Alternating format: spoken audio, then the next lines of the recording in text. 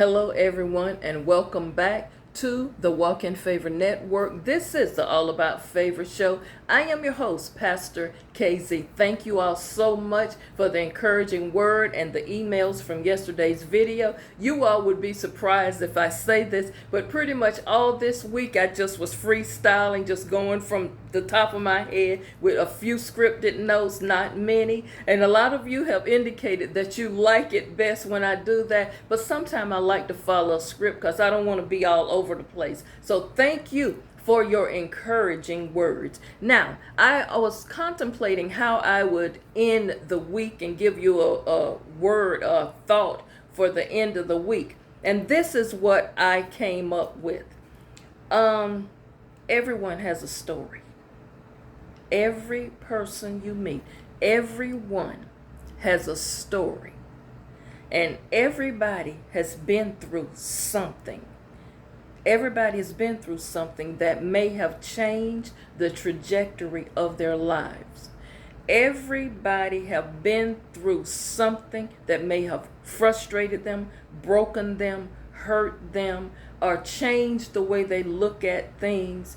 Everybody has that story. You may have met that person in the middle of the transformation. You may have met a person when they've gone through so much nonsense until it made them a little bit harder. You've met someone that maybe don't trust you, or they kind of like reserved and laid back. It's because they're observing you. It's simply because of somewhere in their life, a part of their story involves someone who hurt them, deceived them, or betrayed them, and now they got to put on a protective gear or have protective shield around them. So I gotta watch who I trust.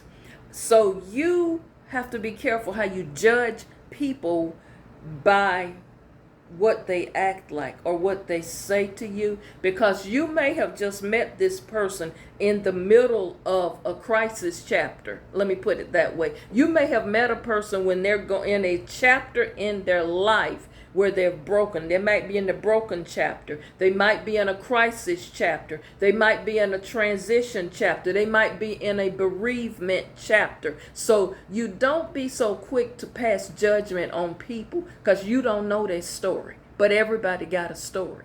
It just depends on what book you pick up at that time or what series of the book you read. Like an encyclopedia, I think when we used to buy the encyclopedias, you got book 1, book 2. Each book has something different in it, and that is where you are as an individual.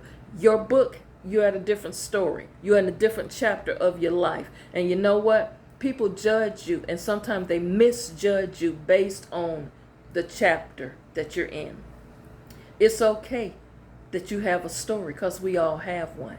But make sure how your story ends and how your story revises itself, that you're in control of it.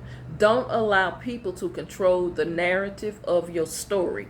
You're the writer. You're the author of this chapter. You're the author of your book. Don't let someone else dictate your book and your story. Write your story. And you know what?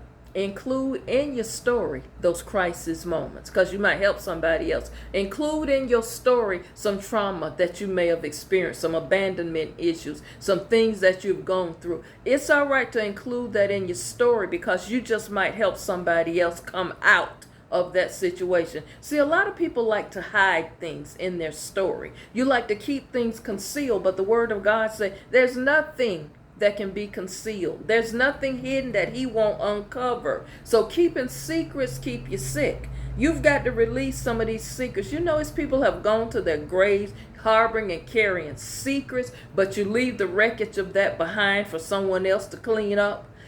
Don't let that be your story. Be in charge of how your story ends. There's some things in life you just can't control. There's some things that go on in your life that were not your fault. You've experienced some things. But within your story, let's share with people a way that you went through it, but you came out on the other side. You're going to be okay. But remember, y'all, as you go through this weekend, remember Don't be judging people. Everybody got a story, just like you have a story. And be careful how you treat people, because you don't know what that person is going through that day, and you don't know where they are in their story that particular moment. Watch your words, because words hurt. Watch how you treat people, because you know what? You got to give an account. Everything you do, it will come back to you. So you can't walk around being nice to some people and nasty to some people, because it will come back when you least expect it. Everybody got a story, including you. Y'all, thank you for watching this week. At the end of this video, comment, like, and share. I was a bit short on some of the videos because, as I said, some of it I'm just freestyling this week, but I pray that you get a word. Love on yourself. Protect your peace. And you know what?